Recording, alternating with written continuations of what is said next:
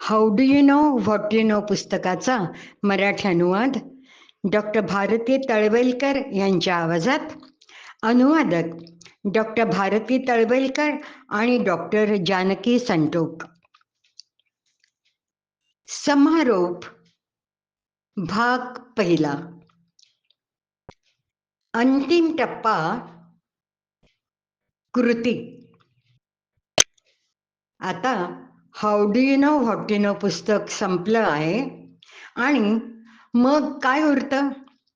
जे म्हणायचं होतं ते सर्व मुद्दे लक्षात घेऊन रेखाटलं आहे. कृती ही एक कला आहे. कृती हा या पुस्तकाचा भाग नाही, परंतु विचारांची पुढची पायरी कृती असते. त्याचा जर उल्लेख केला नाही तर हे पुस्तक संपूर्ण होणार नाही. कृती हे हिमनगाचं फक्त टोक आहे. जेव्हा खेळाडू विम्बल्डन फायनल जिंकतो, आपण त्याच्या जिंकण्याचा फक्त अंश पाहतो. त्याच्या मागे मात्र खेळाडूची आयुष्यभराची मेहनत असते. त्याच्याशिवाय तो मॅच जिंकूच शकला नसता. त्यामुळे महत्वाचे म्हणजे विजयापूर्वी त्याने केलेल्या प्रचंड कष्टाचं ते फलित असते.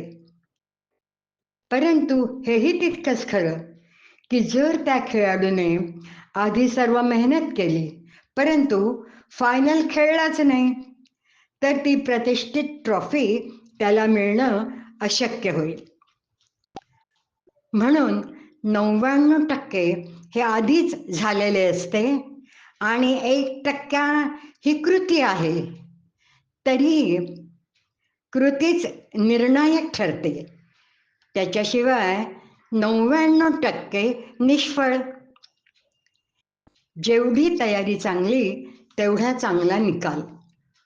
जसं प्रिंटआउट काढताना होतं तसं. कॉम्प्युटर तयार झाला, सॉफ्टवेअर स्थापित केलं, डाटा एंट्री केली, मग आपण एंटर की दाबतो आणि प्रिंटआउट बाहेर. एंटर की दाबणं हे 1% पेक्षा कमी काम, पण जर ते केलं नसतं तर हार्ड कॉपी मिळाली नसती. कृती ही आपल्या आयुष्यात असंच काम करते. योग्य कृती कोणती हे पुस्तक निर्देश करते. विचार करावा लागतो, भेदाभेद जोखला जातो आणि मग निर्णयावर पोहोचतो. तरीही एक भाग राहतोच. जर कृतीच केली नाही तर सगळं पाण्यात जातं.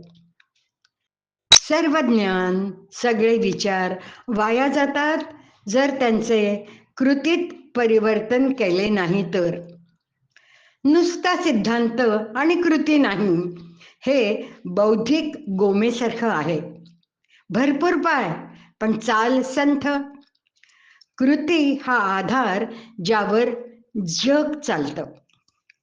जगाला बौद्धिक आणि कल्पनाशील लोक आवश्यक आहेत, परंतु कार्यतत्पर लोकांमुळे प्रणाली चालते आणि कामे होतात.